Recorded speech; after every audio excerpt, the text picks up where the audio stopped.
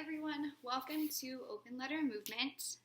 OML is a space where Christians can share their testimony and how God has worked in their lives. And I have several reasons for starting this, and my heart and desire is that as Christians, we can come together to share the story that God is writing for us. So many times I've heard someone's story and they feel uncomfortable sharing it. They feel ashamed of how these things could have happened to them. They ask how they could struggle with things like these, when in reality we live in a completely broken world full of sin. There are endless tough situations and struggles that everyone goes through, including Christians. And if God has allowed it in our lives, then there's purpose. I have come to realize that anytime there is hurt or pain in my life, God is teaching me and refining me into someone who loves Him even more. Someone who knows He cares for His daughter. So why then, if God is using the hard times for us, for His good to teach us, why would we be ashamed to share it? Why should we feel guilty to tell fellow Christians about how God is working in our lives? So I really desire to rewrite the testimony narrative. Every single person has their own story that's just as unique as they are. These stories bring so much encouragement to other believers, and for those believers that are trying to heal, it can bring healing just by sharing and reflecting on how God has worked through it all. It helps those that feel like they're crazy for being a Christian who struggles with stuff, and to know that they're not alone in this. The facade that every Christian lives a perfect life with no struggles needs to come down. We need to be real, open, and honest because our stories matter, and God gave them to us for a purpose. And through the pain and the hurt, there is purpose. And with that being said, I went to share my story. In considering how to get this all started, how to get this off the ground, I'm encouraging others to write an open letter to anyone who may be struggling as well. For those that don't know what an open letter is, that it's a letter that has no specific recipients. It isn't addressed to anyone. Therefore, it's available for anyone who needs to hear it. So here's my open letter. My letter is to anyone who has experienced immense emotional pain and continue to ask God why. I want to begin with a disclaimer. A large part of my story does deal with sexual assault. So please proceed with caution if there are young ears around, or if that's just a sensitive topic for you to hear. I've told my testimony several times to Bible studies and friends, at my baptism. However, depending on the crowd, I always seem to leave some details out. I continue to ask myself, why do I do that? And the only thing I can say is shame. I'm ashamed of certain things. I made mistakes Christians shouldn't make. I admit that. But God has worked endlessly on healing my heart, soul, and mind through a journey that is still happening. So here we go. Here's my whole story. I grew up in a very solid Christian home, always going to church whenever the doors were open. My dad helped build the church, in the church building that they still worship in today, and my brother was the first baby born in the church, and I've been there to have people invest in me and to show me the love of Christ. Kind of fast forward, in third grade, I went to a summer camp for a week, and through hearing just the teaching of God's word and the grace of God, my heart was softened by Him.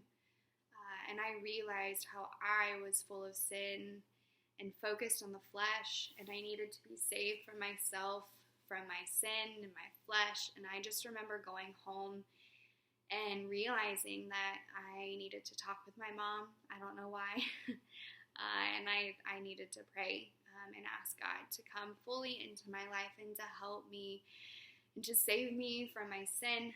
So we prayed, and I continued life. I grew up in a small town, going to a small school, and never really realizing how big the world was. I always had a desire to go and travel and see new things, but all I knew was from this small town. I was completely naive, and always saw the best in people. I always give people the benefit of the doubt, give them countless chances, even beyond what's wise or healthy for me.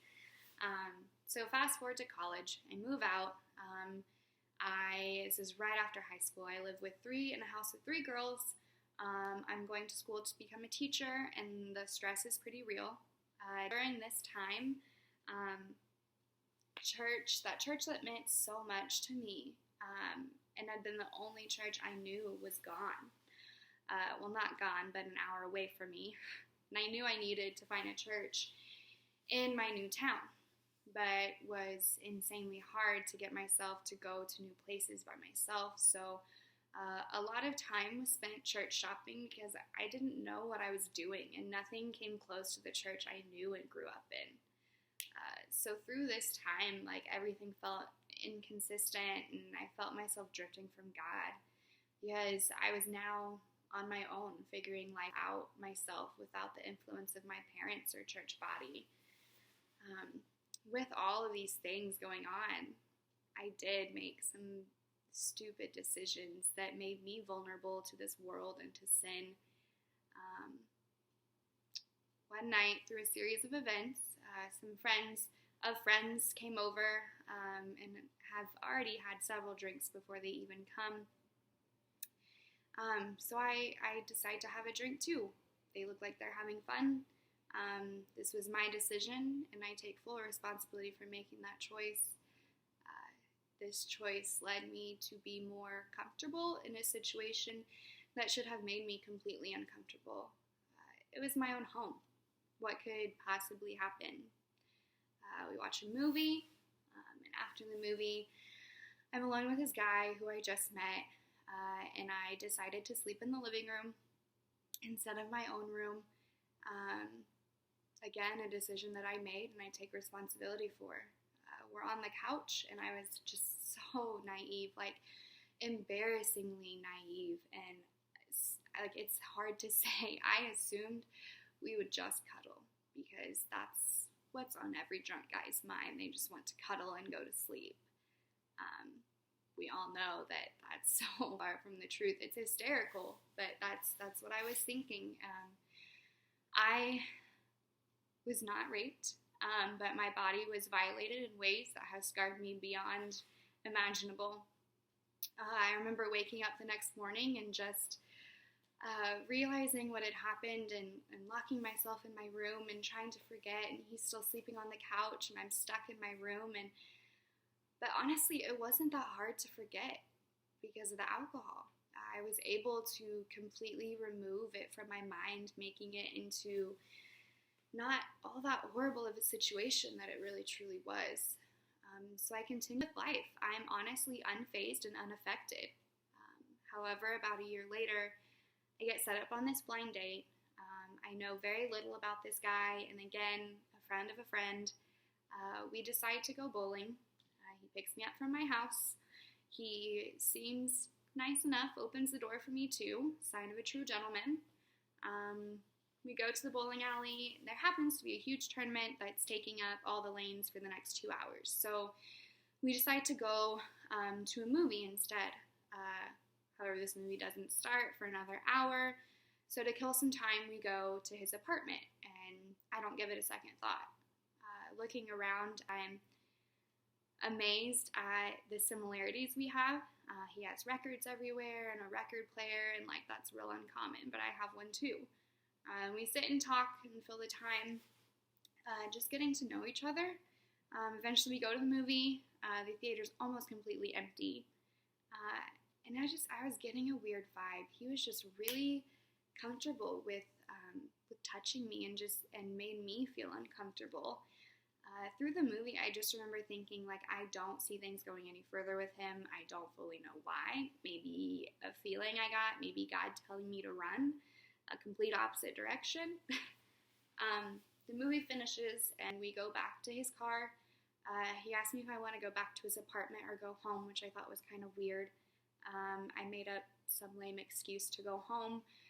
We get back to my place, and as he's saying how much fun he had and he'd love to see me again, and reaches out for what I assumed a hug. Thought he just wanted a hug. He enwraps me in his arms and I freeze. I am paralyzed. I can't move. I had no idea what was going to happen, where this was going, but I knew, like, I just was paralyzed by fear. I had no words. I physically can't tell him to stop. Again, not raped, but I was definitely taken advantage of.